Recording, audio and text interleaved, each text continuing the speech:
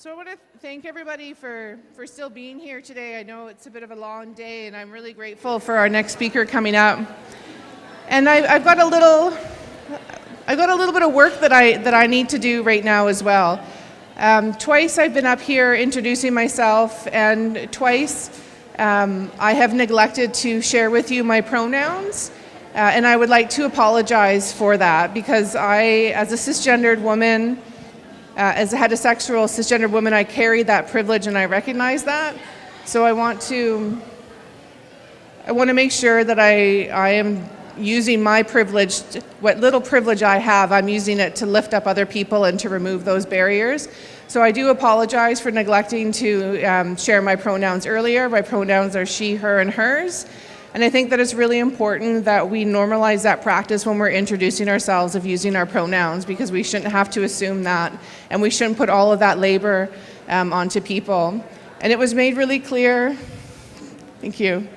It was made really clear in the report today as well that wasn't just a report about a binary system of men and women. That report was very inclusive of all of the gender spectrum and binaries and trans and two-spirits. And it was a very inclusive report this morning, and I think that we need to take a moment just to recognize that we are not women delivers, that we are feminist delivers, and that feminist delivers is an intersectional lens, and that is really important for the work that we're doing today.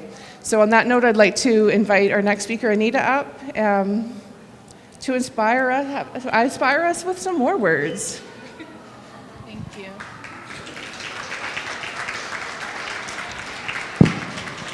Hi, everyone. I also neglected to share my pronouns earlier this morning, so thank you for that reminder. Still a learning process for me. So my pronouns are she, her, and hers. I come from a culture that traditionally has 7 genders, and we hold especially our trans women, in very high regard. They have certain responsibilities and ceremonial things that they're responsible for that are very important to the survival of our people. So I want to honor that, and thank you for the reminder to do that. I think as we think about decolonization and ending violence in our communities, restoring those forms of leadership and those forms of respect is so important. So I really want to communicate to anyone who's feeling like we didn't adequately see you or participate in sharing that burden with you in terms of opening up this space to honor those identities and to honor each one of us in our identities. I apologize for that. So moving forward, I'm here to talk about data on MMIW. And data was one of the things that really wasn't included in at least the report's executive summary. The executive summary did cover quite a bit of ground and was pretty lengthy and extensive, but that was one of the big things that was missing. And so today we're going to talk a little bit about why that's important and how Indigenous communities can work to fill that gap, and how that gap makes a difference. So I'm going to talk about our organization, Sovereign Bodies Institute, as an example of data sovereignty on MMIW and gender and sexual violence in Indigenous communities. Just to introduce myself again, I'm Cheyenne, so we are a Plains tribe occupied by the United States. Currently, our tribes are based in Montana and in Oklahoma, but our traditional territory spans across the plains and overlaps with our allied relatives, the Lakota, Dakota, and Nakota people. My Indigenous name is Hetoev Hotoke'e, which means Evening Star Woman. I'm here speaking on this issue and participating in this movement as a survivor of domestic violence and trafficking, and we'll talk a little bit about that today. And I'm also here as the descendant of a woman from our community who was taken by a non-native, by a white man who, and she never got to go home. And my family lives with that legacy every day. So when I talk about the MMIW movement, I'm a product of it, both good and bad. I'm a product of that removal, but I'm also a product of the centuries of Indigenous people who have fought hard to protect our women. One of the things I like to share is that the first march happened here in February 91. I was born in May 91, so there's literally never been a time in my life where there wasn't an MMIW movement or where there wasn't people who were fighting for my right to live a life free from violence. So that's pretty special. That's a luxury to me. It's very comforting to know that I've never existed at a time when there weren't people fighting for me. So what we're going to talk about today, I'm going to share a little bit about my story. We'll talk about the data that Sovereign Bodies Institute collects and how we go through that process, how we care for it. To give you an example of what data sovereignty in action looks like, we'll talk about Indigenous data sovereignty kind of more broadly, particularly in the context of violence against Indigenous women, girls, and Two-Spirit folks. And then we'll also talk about why that data matters. So it's one thing to collect data, it's another thing to figure out how to mobilize it. So that's where we talk about how we're mobilizing that data in a good way to increase the safety and sovereignty of our relatives. And then I'll give a brief overview of Sovereign Bodies Institute, kind of what we're about. I really like to tell people Sovereign Bodies Institute is something owned by Indigenous communities all across this continent. I serve as executive director, but all of our data, all of the work we do is in service of the community. And so every Indigenous person here in this room is an owner, or a part owner of SBI. So it's really important to me that wherever I go as a diplomat for SBI and to say, hey, this belongs to you. So if we're not doing something that you like, or there's something that you think we should be doing that we're not, this is the time to tell us, because this is something that we all own collectively. So a little bit about my story. I grew up very disconnected from my family and my community, my family was very disconnected from my community and our culture. I grew up in California in a very rural area that's about 1/3 Indigenous population-wise. So I grew up in a place with lots of Indigenous people, but the cultures there are very different from my own. And so it was really, I came to my identity as a Cheyenne woman and learning our culture as a survivor of violence. I was raised with the mentality that you have Cheyenne blood, but you're not Cheyenne because you don't go to ceremony, you don't speak the language, you don't participate in the community, and those are what makes somebody Cheyenne. And it took me becoming an adult and experiencing sexual violence and reaching out for help and healing to realize that those are things I can change. I can build those relationships. I can learn my culture. I can learn my language. That's not inherent to who I am as a person, those losses. So for me, in working on this issue and in combating the violence in our communities and striving towards healing, it's always been part of that broader landscape of revitalizing our cultures and our communities in the best ways possible, and in the most holistic way as possible. I was a survivor of domestic violence as an adult. I experienced domestic violence perpetrated by another Indigenous person. He was Lakota, so from one of our allied sister tribes, and he experienced all sorts of violence in his life. So we were kind of, there was multiple layers of victimization, I guess you could say. He grew up seeing his father pimp out his mother. He grew up seeing rape and sexual violence as the norm, and was let down by every system imaginable. So the inquiry report talks about the child welfare system, the failures in the criminal justice system, the failures in the education system. Those are things that are all present in the United States as well. And he and I, our communities are both in Montana. And so because of those failures, he ran away from home as a teenager, trying to get away from all that violence. He and his brother, they ended up on the streets in a city a state away, and because trafficking was all they knew, that they ended up trafficked because they thought it was normal. And so they and a couple other Native boys looked after each other as they struggled to survive as best they knew how. And one night, one of the boys didn't want to put his share into the communal pot.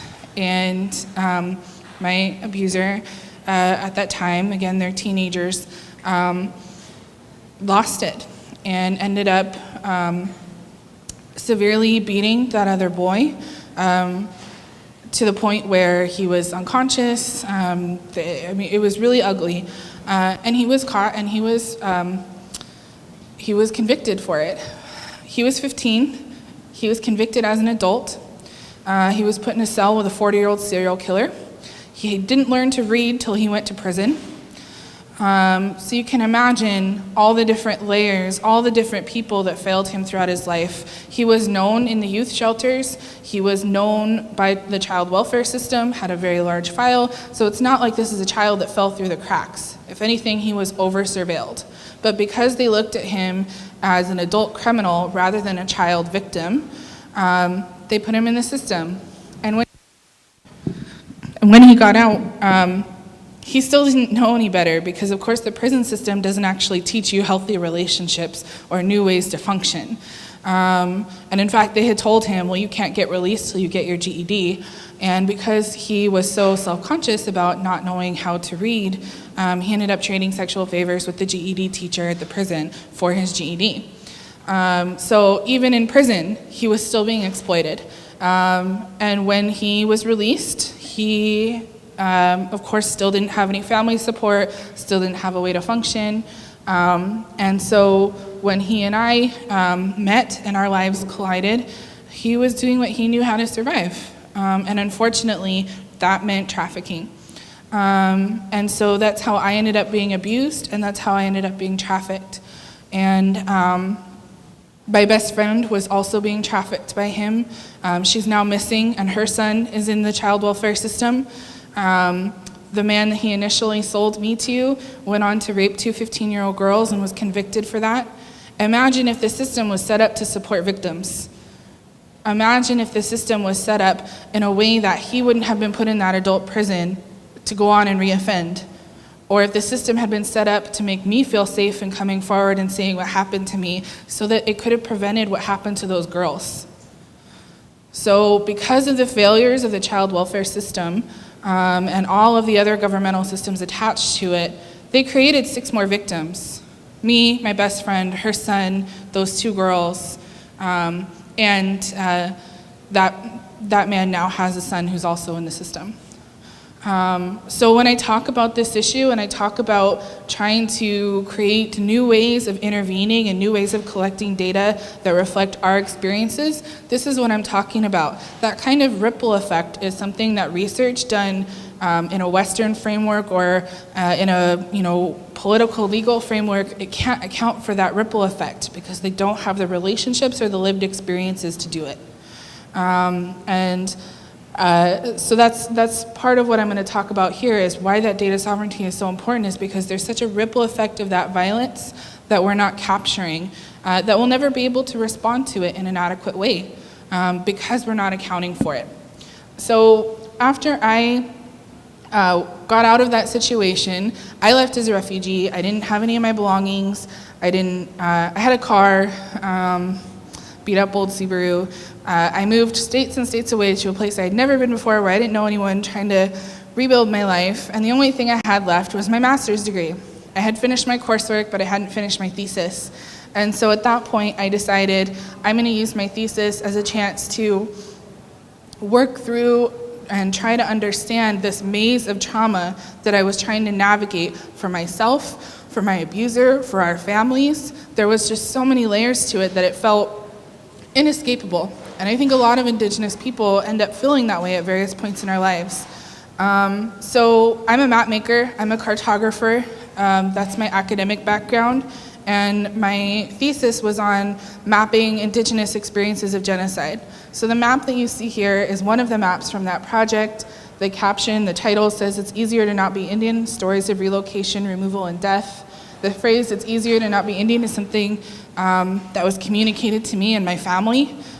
They made the choice that it was easier to hide who they are, easier to cut off that part of them, and to kind of create that spiritual suturing inside themselves and tuck that part away.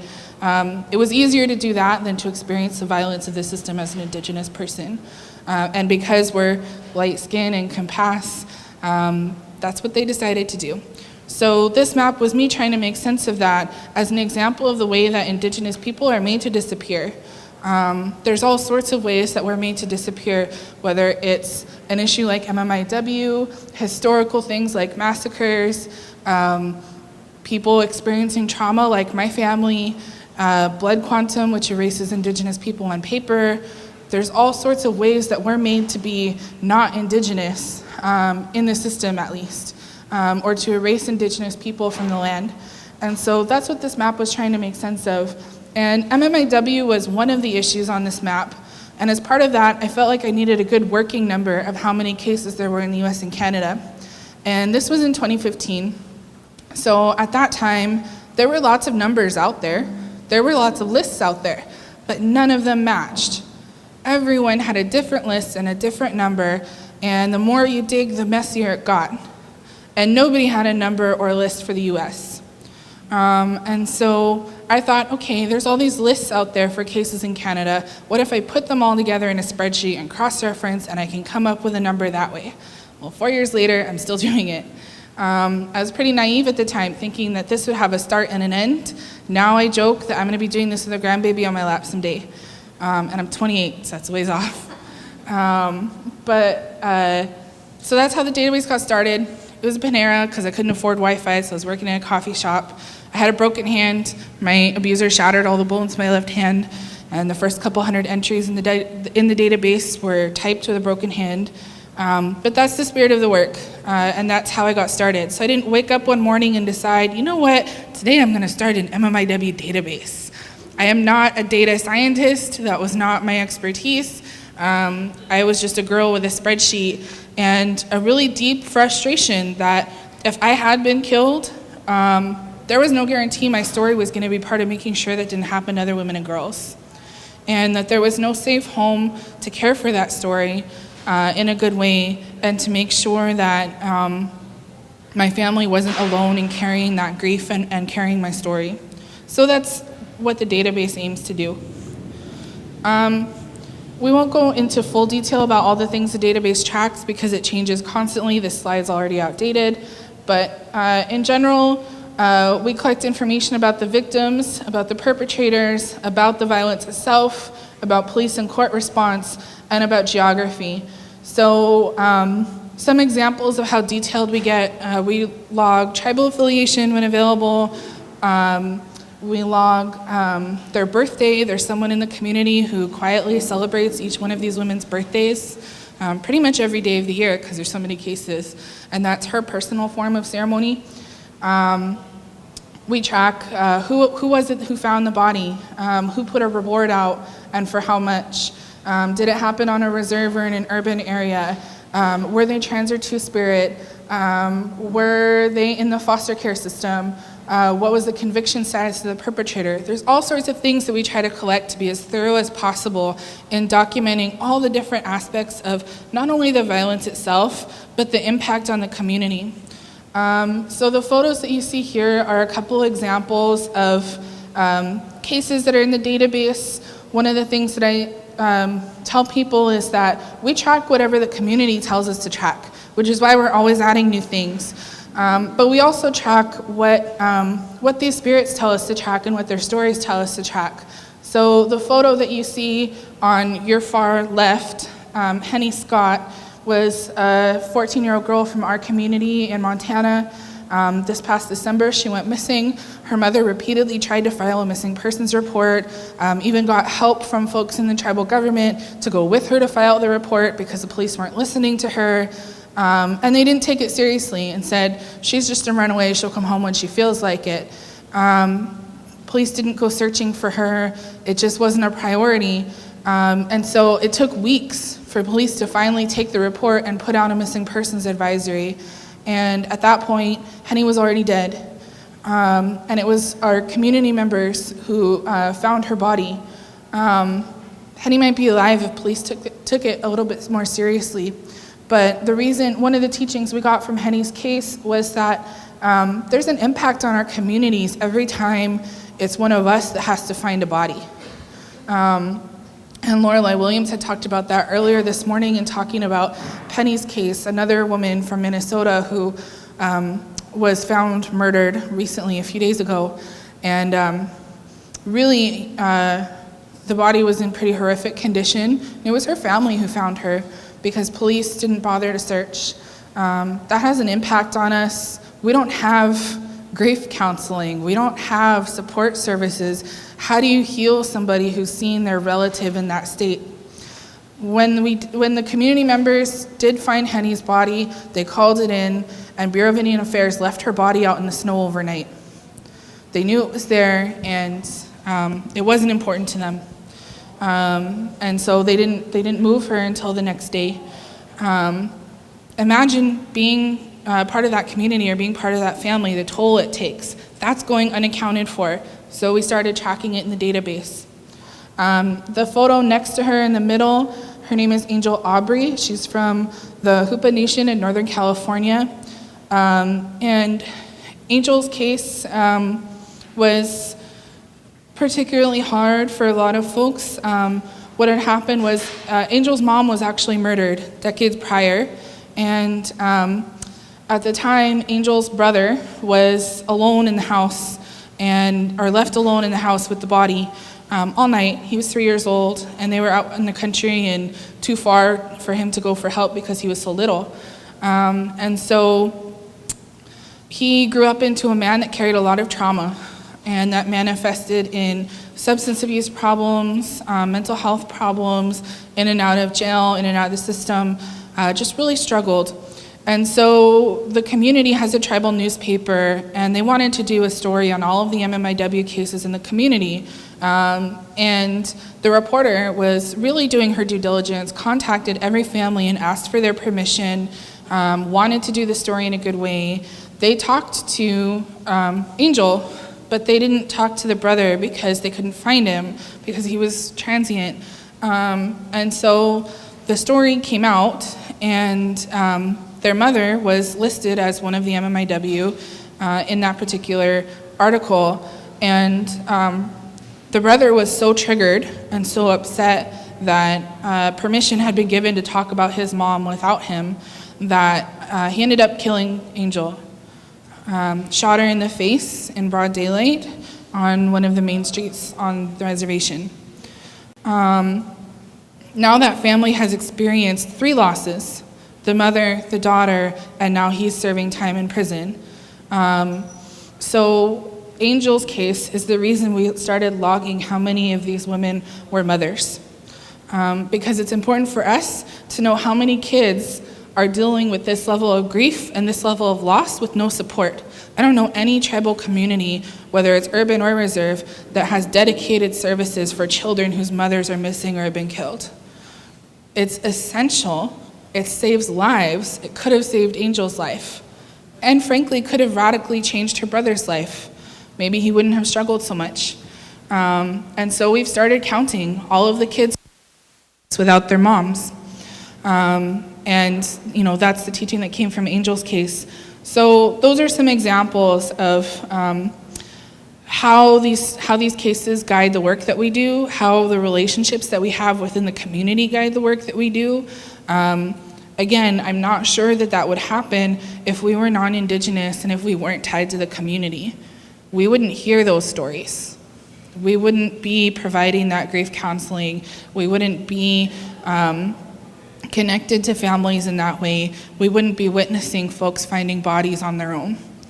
And so part of the strength of the research and the strength of the database is that we're able to take those teachings from those experiences and those relationships and apply it to how we do research. So in terms of where our data comes from, these are screenshots from missing persons databases in the US. We do use missing persons databases. We also do records requests to law enforcement agencies all over. We're trying to hit every jurisdiction in US and Canada. It's going to take us a while, but we have a couple hundred pending at any time. We start with that data, but we know it's super limited. A lot of our relatives are not accurately captured and they're misclassified as white or as a different race. We've also seen Indian Americans misclassified as American Indians, so they have really obvious Indian names and they got classified as the wrong kind of Indian. We also know that a lot of these cases don't always get classified as homicide, and will get classified as something else entirely, exposure, accidental, suicide, and so to rely solely on law enforcement data, we're gonna miss out on a lot. So we augment that with direct contact with families and communities. We do work with historical archives, we use news articles, social media. We use a method I like to call data collection by any means necessary. And again, it's those relationships that sets the work apart. So for example, Canada used to have a death penalty, doesn't anymore. But when it did, they kept a log of everyone who was sentenced to execution. We went through that log. We pulled all of the cases where someone was executed for killing a woman. We found those women's names, and then we worked backwards to identify which were Indigenous. And we were able to add about 40 cases to the database through that process. It took about 6 months of unpaid labor, lots of people, and lots of relationships. But the way that we were able to do it is a lot of those women had surnames that were more common in some communities. So because we had those relationships, we could reach out to someone in that community and say, hey, do you think this woman is from your people? Some of these cases are old, from the late 1800s. So they're not necessarily someone that's gonna be remembered by someone my age. But when we reach out and we start asking those questions and getting folks in the community to start having those dialogues, we are able to identify them in that way. So again, it was a really intensive process, but that's one way that we try to get really creative about how we collect data, how we verify who's Indigenous and who belongs to which nation. And again, it's all about those relationships. So this is how I explain the importance of having multiple data sources in the way that we do. So this is the lower 48 of the US. This is from a report that I wrote and was published by the Urban Indian Health Institute last fall on urban cases of MMIW in the US. The top one with the orange dots is all of the data that we were able to collect. The middle one with the green dots is data we got from city police. And the bottom one with the yellow dots is cases covered by media. So you can see, if we only understand this issue based on what the media reports on or what police log, we're gonna get a super inaccurate understanding of the magnitude of this violence. And there's gonna be tons of cases that are gonna fall through the cracks, or as I like to say, are gonna be pushed through the cracks. So that's why we can't rely just on media or just on police, and that's what the difference that those relationships make. So right now we have 3 different databases for MMIW data. One is for the US and Canada from 1900 to the present. The other is for the US and Canada prior to 1900, and the other is for Latin America. So the statistics on this slide are based on our data from US and Canada from 1900 to the present. And I should say about 80% of that data is post-2000. So most of it's pretty recent because that's what's easier to collect. Over half of the cases are murders. This is already outdated. At the time, about 40% of the cases were from the US. Now we actually have more cases documented in the US than we do in Canada. 54 states and provinces represented and over 450 tribal nations.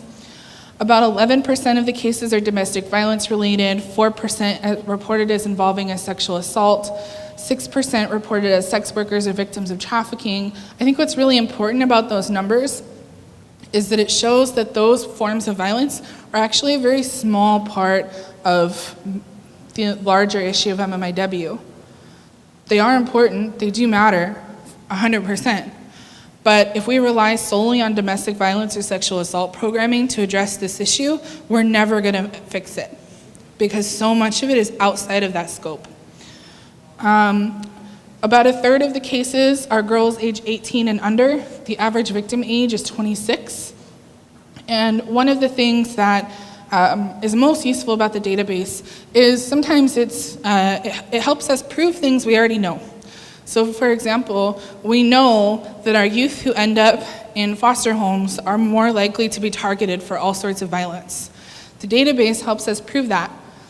So over 75% of the victims of foster care were also victims of sexual assault, domestic violence, or trafficking. They're in the foster home at the time they went missing or were killed. So that's pretty powerful proof that helps us when we go into courtrooms or advocate for policy changes. We can say definitively the data we have shows that the system is failing our kids. Not only is the system failing our kids, it's actually responsible for the violence. So that's one of the strengths of the database, is to be able to back up the things that advocates have been saying for decades in a really meaningful way that resonates with non-Native folks. We do track police brutality and deaths in custody. We have, at this time it was 37, now we're over 40.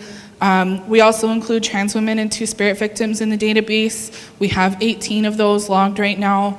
I will say that is the hardest data for us to collect. They're so frequently misgendered in records, misgendered in media coverage, if their cases get covered at all. Oftentimes they don't. And unfortunately, a lot of times our communities don't advocate for them in a way that they would for our cisgender relatives, because we are still doing the very hard work of undoing colonial patriarchy within our communities. And a big part of that is learning to embrace and support and fight for our trans and two-spirit relatives, and that doesn't happen as much as it should. And so oftentimes there are cases that we find out about because families are all over social media, or communities are all over social media, really making sure that the word gets out on that case. We don't always see that happening for victims who are trans or two-spirit. Although we do hope that changes, and whenever we hear about a new case, we do our best to try to get the word out to make up for that. So this is a pop quiz. It's based on statistics in the US, so it may not be super relevant here, but we're gonna go ahead and try it. So raise your hand if you've heard the statistic, 1 in 3 Native women will be raped in their lifetime. Couple hands. Super common in the US. Raise your hand if you've heard murder is the 3rd leading cause of death of Native women. Couple more hands. Murder rates of women can be 10 times higher than the national average on reservations. A few more. 5,712 American Indian women and girls reported missing in 2016. Anybody hear that one? Where does the data come from? Raise your hand if you know where any of these numbers come from. No hands? Huh? No, none of these come from families? Kind of. They come from the feds. They come from the federal government. Most of them are from the Center for Disease Control. Raise your hand if you know what year they were published, or what kind of methods they used. Who did they talk to? Where did they get their information from? How'd they do it? Nobody knows. I'm an expert and I don't know. That's the point. We have these numbers that just float there with no context, and we're expected to just take them at face value. Part of the history of colonization in both Canada and the US is that research has been a huge part of it. Data has been a huge part of it. They come to our communities and they say, let us tell you about you, because you're not competent to tell us about yourself. They've done that for centuries, right? They're still doing it all the time. That's one of the reasons the model that the inquiry used wasn't really that successful, right? Because they used a model that didn't serve and wasn't based within our epistemologies, our ways of knowing. And again, it was about kind of very top-down research. I call statistics like this a form of data terrorism. And I know that sounds extreme, but what I mean by that is they terrorize our people. They terrorize our women, girls, and two-spirit and trans relatives, especially our girls. I work a lot with youth, and when we talk about this issue, they're scared. They're constantly saying, what can I do to make sure I'm not one of the 1 in 3? what can I do to protect my sister or my friend? Maybe if we go to the bathroom together, maybe if we don't drink, maybe if we don't talk to boys, maybe if we dress a certain way, maybe if we go to college, all of these things. And it sounds great, right? Like, yeah, go to college, don't talk to boys, don't waste your time, right? But really what it does is it polices Indigenous women's bodies and behaviors in service of the colonial state. It terrorizes us into acting in a way that meets colonial politics of respectability and being good Indians, right? When the reality is, it doesn't matter how good you are, how you dress, whether you go to college or not, you can still end up targeted for violence. I was a master's degree student when I was trafficked. It doesn't have to do with our behavior or our choices, it has to do with the settler colonial system. So these statistics become a way of terrorizing our communities, but they also become a way of paralyzing our communities. The other thing that it does is it pushes our tribal governments to push for more colonial law enforcement, whether it's the RCMP or the BIA or the FBI.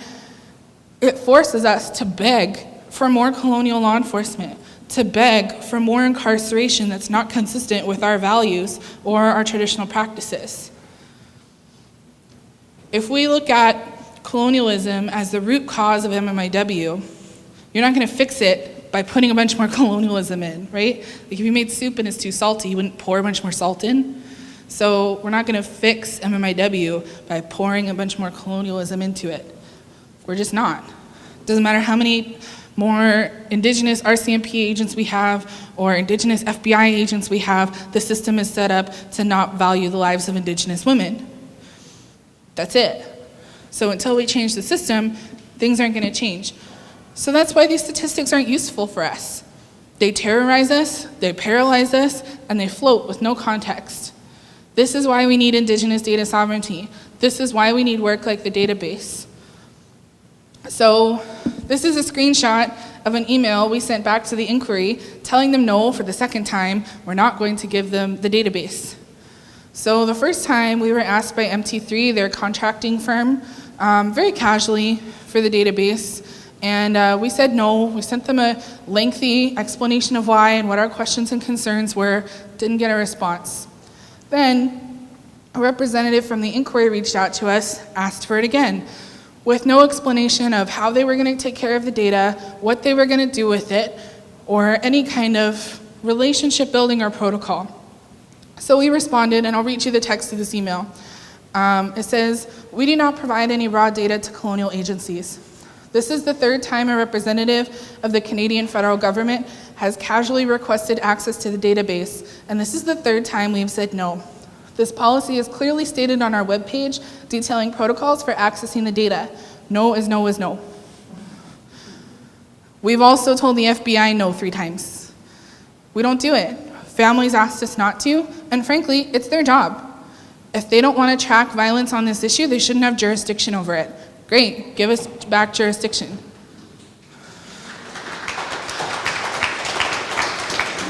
So this is the power of Indigenous research. This is the power of data sovereignty, is to have some power in these rooms where we haven't had power before. It's pretty fun telling the FBI no 4 times. A little scary, a little like, oh God, now I'm on the FBI list. But it was also very validating, like, oh, I knew they were watching me. But we've never been able to tell the FBI no before. That's the power of the women in the database. That's the power of those spirits. They're building our nations back up. They're healing our communities. They're creating so much traction for so much good change. And that's the power of the women in the database and the power of doing the work in a good way that centers relationships and centers sovereignty. So one example of the way we do share data, because we do share it with Indigenous organizations, tribal governments, and folks who are on the ground doing work to protect our women. So this is one of our board members, Theda Newbreast. She's Blackfeet from Montana, but she also has relatives in Alberta. And you can see there's kind of those like science fair poster boards in the background. Those are all the names from MMIW and the Blackfoot Confederacy. So the 3 bands in Alberta and the 1 band in Montana. She takes that to all sorts of different community events, high school basketball games, ceremony, whatever it may be, and wherever she goes, people add more names. And it's become a way of generating all this dialogue on the issue that wasn't there before. It's been a way of providing healing to families that people didn't know needed that healing or didn't know why. And it's also helped the community to have a sense of ownership of the data.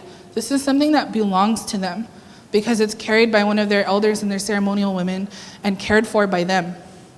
That's radically different from the forms of government surveillance that happens through government-sponsored research. So we do have data access protocols, just to give you a sense of what data sovereignty looks like in action. Our list of folks who have guaranteed access are tribal nations and tribal leaders, Indigenous service providers, and Indigenous women's collectives. Sometimes we provide data to Indigenous advocacy organizations and grassroots activists, but that's on a case-by-case basis, mostly because we want to make sure that they have the supports that they need to be able to carry something sacred in a good way, and to be able to care for it and care for themselves, because there's so much trauma in the data. We have all sorts of folks that we don't provide raw data to, but we provide aggregate numbers and statistics. So that's press and the media, colonial government agencies, law enforcement, non-Indigenous organizations, or Indigenous organizations with known abusers in leadership. If they have a known abuser or womanizer in leadership, we can't trust them to care for the data in a good way, and they can't access it. But we will provide them general numbers that they can use in their work. In terms of academic research, we don't provide any data to non-Indigenous researchers, period. You have to be Indigenous, and you also have to have a dedicated care plan for both you and the data throughout the duration of your work, and that has to be approved by our board. So some reasons why we might tell someone no. Usually it's either because they have insufficient ties to an Indigenous community, they haven't been able to explain how they're going to use the data or care for it, violating the protocols in our agreement. So for example, we don't allow people to use the data for commercial uses. So if you're going to print it on a t-shirt and go sell it, no, you don't get to sell the names of our MMIW. That's not how it works. That's trafficking all over again. And we don't allow that. Sometimes there's organizations that engage in repeated public behavior that's not consistent with our values as Indigenous people. So our board, our staff, our partners are all Indigenous. Our board are all Indigenous women who are really strong in their cultures, strong in their ceremonial ways, and so they're the ones who make these calls. So when there's a situation where somebody asks for data and I'm not really sure, that's when I go to those women.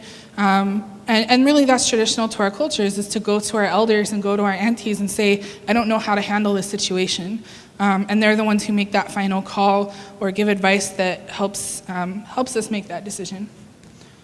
So why the data matters and how it's used. This is another photo of the board with the names from the Blackfoot Confederacy. This is a map I made. All the dots on it are places where people carry names of MMIW from their city at women's marches.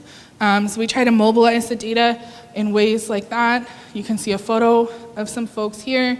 And now people have actually turned this design into an actual skirt, which has been really cool. The map was designed to honor the people in the movement, and then they took it and used it all over again, which is really exciting.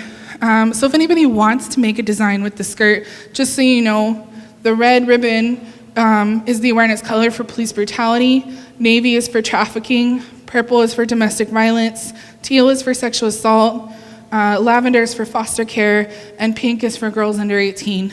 And we've had women and girls create skirts with those colors all over Indian country, and that's been really exciting to see that ownership of this data and mobilizing the data has turned into another way to feed back into the movement. These are a couple other examples. We won't go into all of them. We do support different policy initiatives. We support Indigenous art projects. This composite photo you see on the bottom is an estimation of what a Jane Doe might look like. We do help to identify Jane Does as best we can. So we have coroners and medical examiners who will reach out to us and say, you know, she has such and such tattoo, or she was this height, we think she grew up in this place, We think she was in this age range. They give us whatever they can. Sometimes they actually give us photos of the bodies, which is something I had to learn to handle. And we do the best we can to make any matches. Usually there's 5 or 6 potential matches. There's never been an instance where it's like, I know it's that person. But we send all those potential matches, and they do their best to do process of elimination. Even when they can't positively identify that person, it does give those 5 to 6 families a little bit of closure to know, okay, that's not my daughter sitting in that morgue, or that's not my niece, and I know that they checked. That means something. And it also helps the coroners and the medical examiners because it gives them a little bit of more information to say, okay, we know it's not this person, we have to move on to test for something else. We also support different youth empowerment initiatives. So you have the Lady Bears basketball team there. They are Montana state champs 2 years in a row, which was really cool. And we work with them to help them raise awareness on MMIW. They wanted to play for a cause bigger than themselves. So they put red laces in their shoes and wrote the names of MMIW from the database on the laces so that every time they went to play a game, they knew who they were playing for. And it wasn't them, it was these women. Now they've started making ribbon skirts, not only for themselves, but to opposing teams and other girls at their school, to teach about the sacredness of women and to teach about sisterhood. And they've made a documentary and a podcast. They're amazing. They're like 13-year-old girls taking over the world. And we get to just root for them and support them and kind of give them that nudge by helping them use the data in these ways. So that's really exciting. We launched Sovereign Bodies Institute this January, so we're brand new. I know this is a lot of text that's impossible to read. All this is on our website, the text that's on this slide, which is sovereign-bodies.org. We are a nonprofit. We're affiliated with Seventh Generation Fund for Indigenous Peoples, which has been in operation for over 40 years, has really great legacy of awesome leadership that's been really helpful to us in growing as a new institution. As I mentioned, our board, our staff, our partners, all of us are Indigenous from nations from Canada, the US, and Mexico. And we strive to serve communities in all 3 countries as best we can and build kinship and sisterhood across those colonial borders. Basically, our goal is to say, okay, if these government forms of generating statistics and numbers about violence against our people are not helpful to us, what could we do differently? What would it mean to generate data that heals or empowers or mobilizes rather than terrorizes and paralyzes? So that's the goal that we have, not just around MMIW, but about gender and sexual violence in our communities in general. This is our logo. The basic idea behind it is that as Indigenous people, our physical bodies have sovereignty to them, right? We are sovereign. You can't violate me. But our nations are also sovereign bodies that can't be violated. So we have a person here. We have our homeland, the waters that we come from, the stars that we come from. All of those things are connected, and all of them have sovereignty attached to them. And if you don't honor the sovereignty of one, the whole thing's going to be off balance. So these are some examples of the current community partnerships we have in terms of our research projects. I don't have time to go into all of them. We have a project on bringing together Black and Indigenous communities around femicide. This is a project we have on MMIW in California and empowering tribal courts and tribal nations to address the issue rather than relying on the state. We have a project on culturally relevant resources for Indigenous victims of sexual violence on university campuses. We have a collaboration with the Yakama Nation to do work on developing tribally specific MMIW databases. So what are Yakama Nation protocols for caring for data and collecting this kind of information? So that's protocols around data and information sharing, but also about storytelling, about the sacredness of women, about death protocols. All of those things come into play. And then our last community partnership is doing a social impact assessment in South Dakota and Montana in opposition to the KXL pipeline to look at how sexual violence from the man camps would occur in our tribal communities in those states, and to generate data that tribes can use in the consultation process, hopefully to shut the pipeline construction down for good. We also support different Indigenous researchers doing work on research as well as data visualization. So Lorelei Williams from here is one of the researchers we support. She's doing work on dance as a form of healing.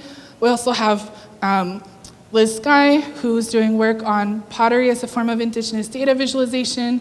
We have Britt Reed, who's doing work on traditional tattoo revitalization as a form of violence prevention. And we have Melissa Shouting, who is doing work on developing tribally specific empowerment centers for women and girls. So lastly, I know I'm like really overwhelming you and I'm running out of time. We do a lot. We try. We have a book that we're working on Indigenous art as data visualization using MMIW data. We have a project on documenting how courts are failing runaway and repeat missing Native children and are, as such, are complicit in trafficking in MMIW cases. And we're also creating an organizing toolkit for the MMIW movement. Skip that. This is my contact information. I know I didn't get to talk about everything, and it's been a lot, but thank you so much for listening and for allowing us to share our work. Like I said, you all are part owners in this, so if there's ever any interest in working together or strengthening those relationships, please come find me. That's what I'm here for. Naish. Do you want to take a couple questions?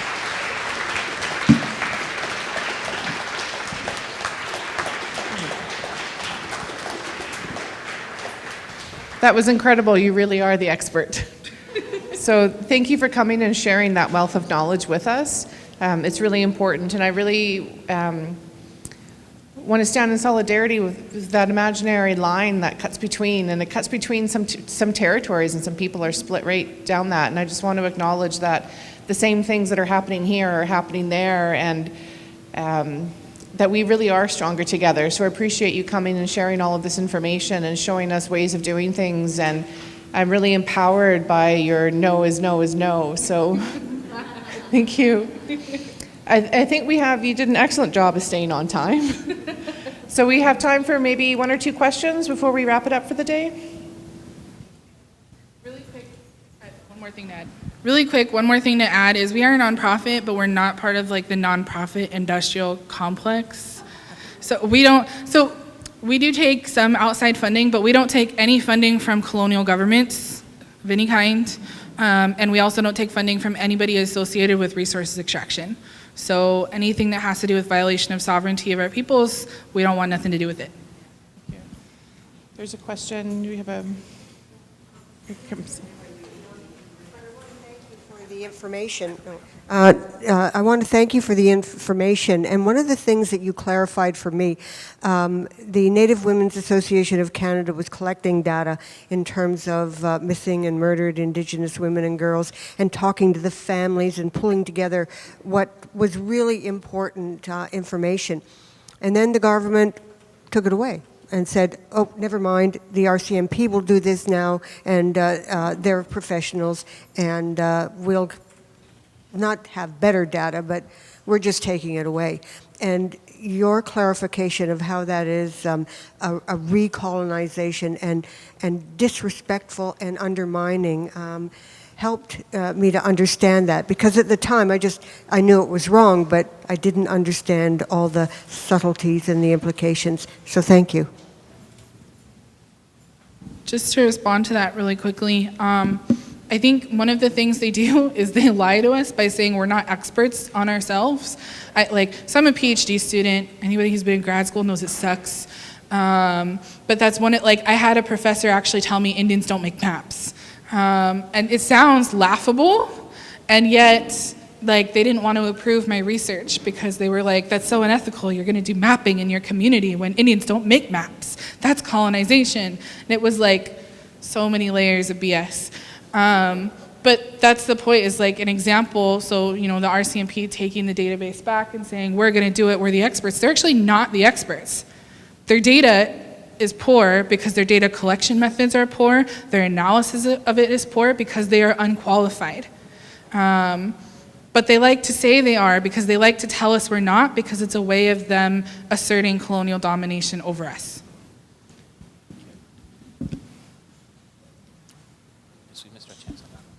Yeah, I was wanting to know if there's any people that you're working with here in Canada to do a Canadian kind of native version of this database, because that's exactly what this inquiry kind of is about.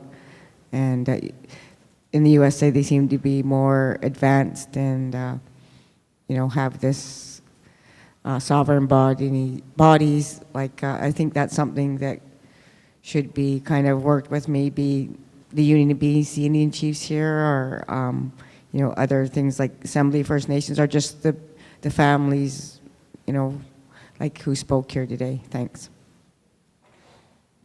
So the database includes Canadian data now, and we do work with families here in Canada. Our policy about reaching out to families is we wait for them to contact us, because every family is at a different place in their healing journey and being able to talk about it and wanting to talk about it. We don't want to put pressure on somebody before they're ready. So that's why coming and doing these presentations is so important, because it helps get the word out so that when people are ready, they know we're there. We do work with different organizations across Canada. It's been really awesome to get to know folks here, especially Battered Women Support Services. I know there's been some shout outs for Angela McDougall. I want to send out another one because she's just amazing all around. And several of our folks that we partner with, so you saw the slide with some of our researchers, 2 out of the 4 are based in Canada. So we have Lorelei here in Vancouver, and Melissa is Kainai. So we're working to continue to build those relationships, but it was something that was really important to us from the get-go, is to make sure that we had folks from Canada in leadership and guiding our work.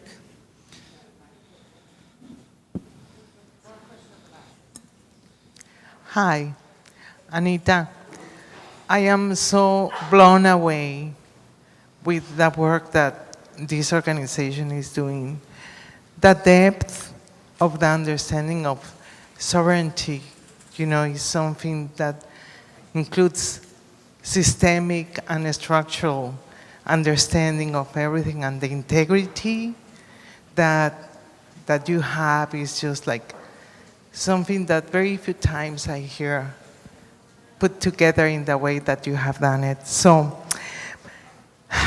when I am talking about sovereignty, I am thinking about one of the last statements that you made of not taking money from, sources that come from extracting from the earth. And a few days ago, there was a show on the radio that was, putting as one of the final conclusions that at this time on Earth, with this climate chaos that we are having,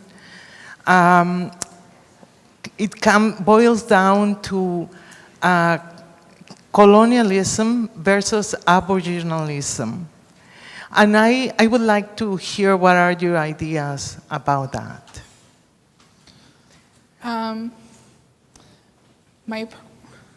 That's a big question.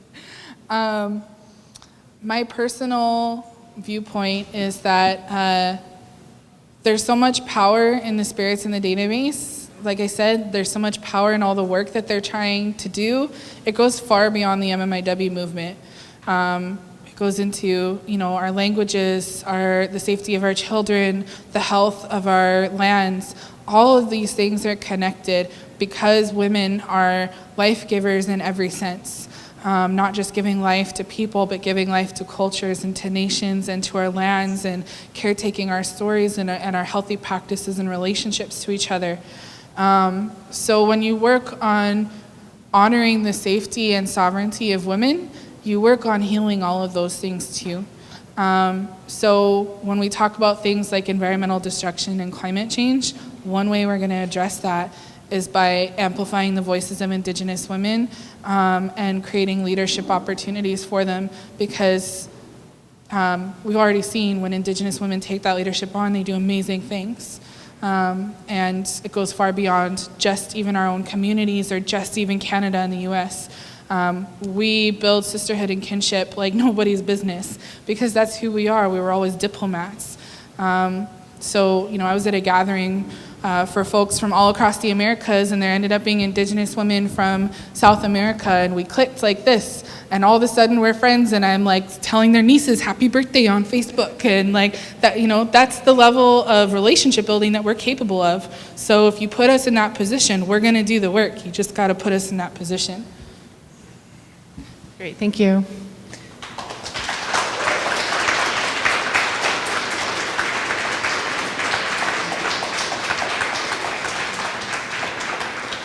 I just want to thank each and every one of you for staying here till the end of the day to listen to our last speaker, and the respect that was all shown to her as she came up here and shared her expertise and her knowledge, and how much work it goes into putting a presentation together like that, and all of the work that she presented on, and to come and stand up on a day like today. Just again, a shout out to Indigenous women standing on such a tough day like today. To be out here in front of each and every one of you is an exceptionally hard day for us to be here. So I want to raise my hands again and just really acknowledge what a great job that, thank you. And to all of our speakers that were speaking today, just, it was a really inspiring day. There was a lot of cheers that were shed, a lot of truths that were told, and a lot of messages that need to get beyond these four walls. So I encourage all of you to get out there and to be good witnesses and to share what you heard and what you learned today, and make sure that it doesn't just stay within you,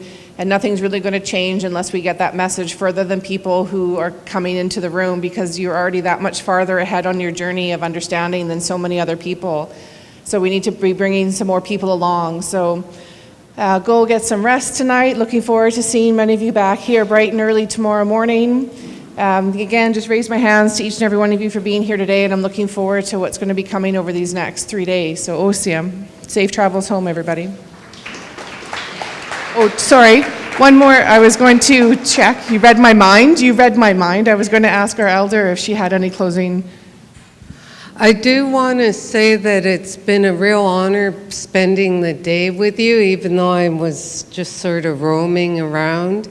And do want to ask you all to rise, because we said the prayer this morning, and I just want to close the day just with a brief prayer and have you all have your hands by your side. I don't have my drum, so I don't have a drumstick, no. And I just am going to do a prayer, then ask Kakachanak Chasiam Yonsio Manman Squalawin to squalls to seeds, asking the Creator to help each and every one of your children with their feelings and their hearts and physical, mental, emotional, spiritual well-being. And Kakachanak Chasiam and ancestors, I'm just praying that everyone leave today with a light heart and be medicine for each other, and to be seen safely home to all their families so that they can enjoy the evening, and pray for all their families from the unborn to the oldest, and that we come back rested tomorrow. Tamakwatsi Snachum.